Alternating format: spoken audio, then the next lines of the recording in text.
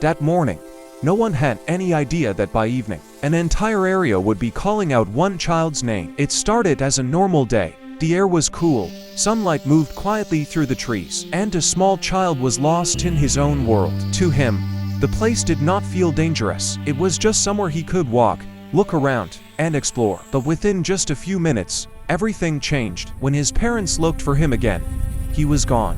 Not on the road, not near the trees. No sound, no footsteps, just silence. At first, no one panicked. They thought he had simply walked a little farther ahead. His name was called, then called again, louder, then shouted. But the forest did not answer. And when a forest does not answer, fear begins. Minutes turned into hours, and hours turned into panic. Calls were made. Police arrived. Search teams followed. Dogs were brought in. Helicopters began circling above, and everyone had the same question in their mind. How could such a small child disappear so completely? The weather started to change. Night was getting closer. The temperature was dropping. And the most frightening part was this: the child could not call for help, could not hear directions, and no one knew which way he had gone. The search area kept expanding.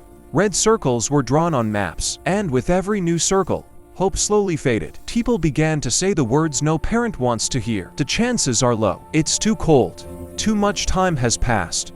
But no one was saying the words he is alive. And while the world was quietly preparing for the worst, while headlines were forming, while his parents' tears had already begun to dry from exhaustion, the child was alone. No blanket, no food, no light, just darkness, just unfamiliar sounds, and one small body facing a decision many adults never have to make: whether to cry or whether to survive. And this is where the story stops being about a lost child and becomes a story about survival. Because in the hours that followed, this child would do something most people would never expect.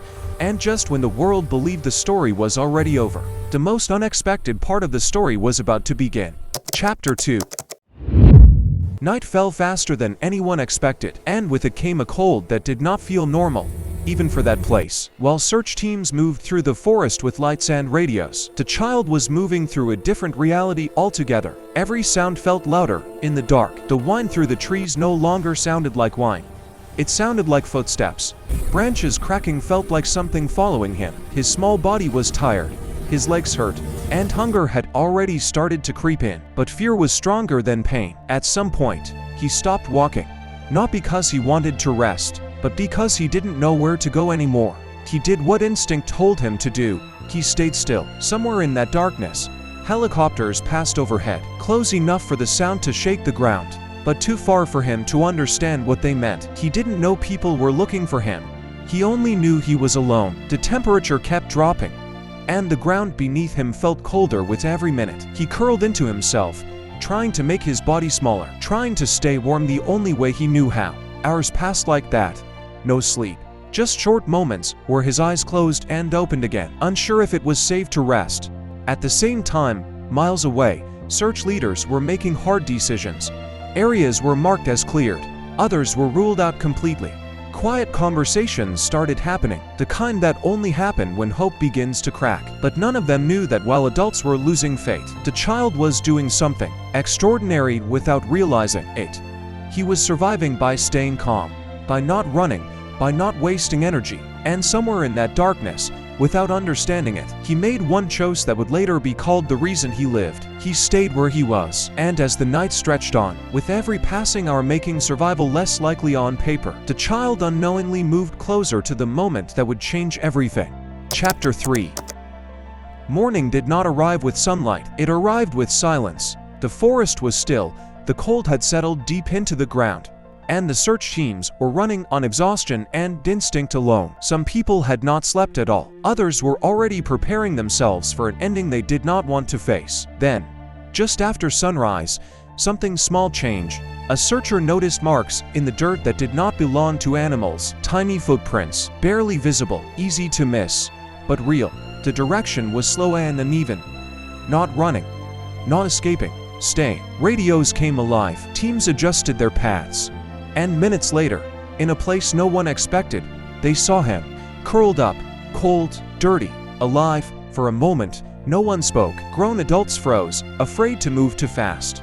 afraid to break the reality of what they were seeing. When the child finally looked up, his eyes were tired, but aware. He did not cry. He did not scream. He simply looked at the people standing in front of him, as if trying to understand whether this was real or just another sound in the forest. When he was gently lifted, when warmth finally reached him, something broke.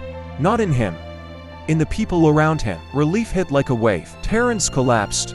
Searches turned away to hide tears. The story that had been quietly moving toward tragedy reversed itself in a single moment. Later, doctors would say how close it really was, how the cold, the hunger, the hours alone had pushed his body to the edge. And yet, the reason he survived was not strength or luck. It was instinct.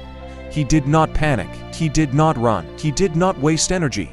He stayed still when it mattered most. To the world, it became a headline. To the family, it became everything. But to those who were there, it became a reminder. Survival is not always loud. Sometimes it is quiet. Sometimes it looks like doing nothing. And sometimes, the smallest person in the story makes the smartest decision of all. If this story changed the way you think about strength, stay with this channel. More real human stories are coming. The kind that remind us that life can turn around in one moment, and hope can survive even when the world is ready to give up.